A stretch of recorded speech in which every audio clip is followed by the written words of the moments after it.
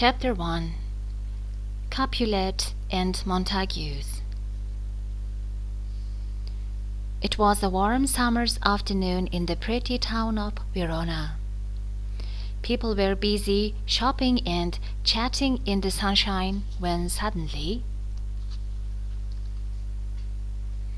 two gangs of young men tore across the market square, fighting, kicking, and rolling in the dust. The townspeople ran for cover. "Take that! Help!" The gangs belonged to two of Verona's richest families, the Capulets and the Montagues. The families were sworn enemies, and they were always fighting. In minutes, Verona's ruler, Prince Iscelius, arrived with his soldiers to break off the fight. The prince was furious. "I have had enough of this feud," he raged. "It has got to stop. From now on, anyone caught fighting will be put to death." Old Montague, the head of the Montague family, hurried into the market square, searching for his son Romeo. But he only found Benvolio, Romeo's cousin. "Where is Romeo? Is he safe?" "Don't worry, uncle," said Benvolio. "Romeo wasn't fighting. He is too sensible." Soon after that, Romeo himself wandered by. Benvolio was telling him what had happened when someone spoke behind them. "Have you heard? Old Capulet's holding a masked ball tonight."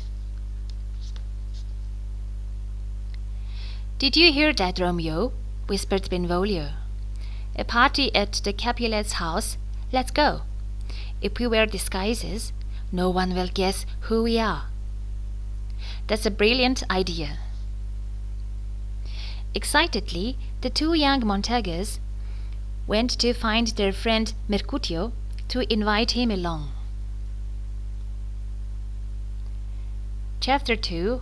Fallen in Love. At the Capulets' mansion, the place was buzzing with excitement. Servants raced around, laying the tables and lighting candles, putting the finishing touches to the party. Upstairs, Juliet Capulet's nurse was helping her dress when Juliet's mother came in. "Now, Juliet," she said, "a man named Count Paris is coming tonight. I hope you like him. Your father and I want you to marry him." "But I am only 13.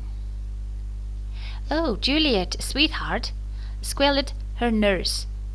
"You are to be married. How exciting." Juliet was horrified. She wasn't ready to get married, and what if she didn't like Count Paris?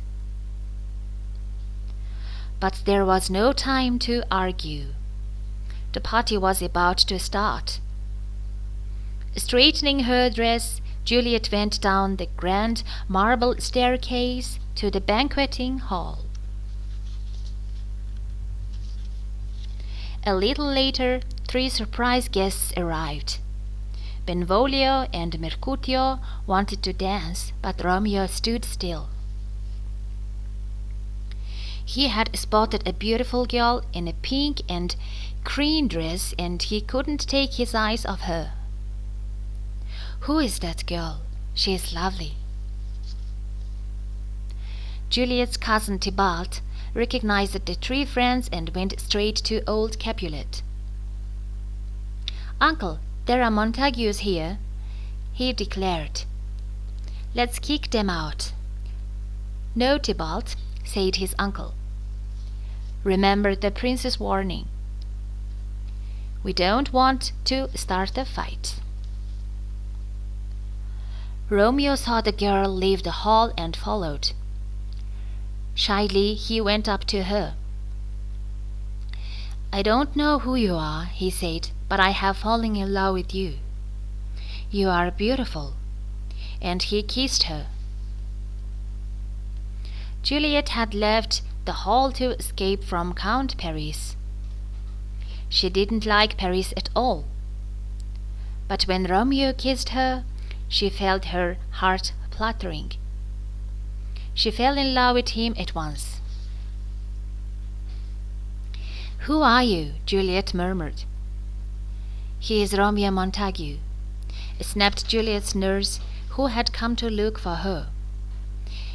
"And old Capulet would have a fit if he saw his daughter with a Montague.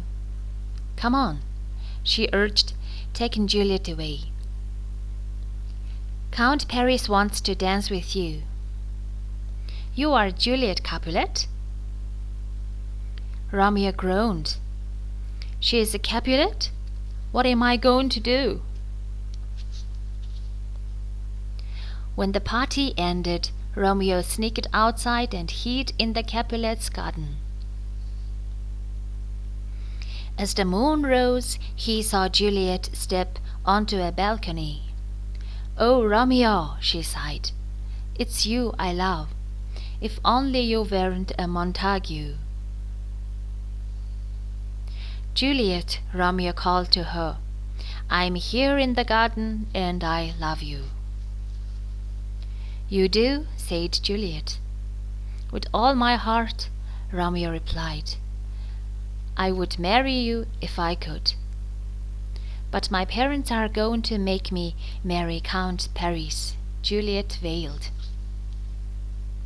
She frowned. "Our only hope is to get married in secret," she said at last. "Then we will," said Romeo. "I will ask my nurse to help us," Juliet decided. "Send me a message tomorrow." "I will," Romeo promised. "But now I'd better go. Goodbye, Juliet."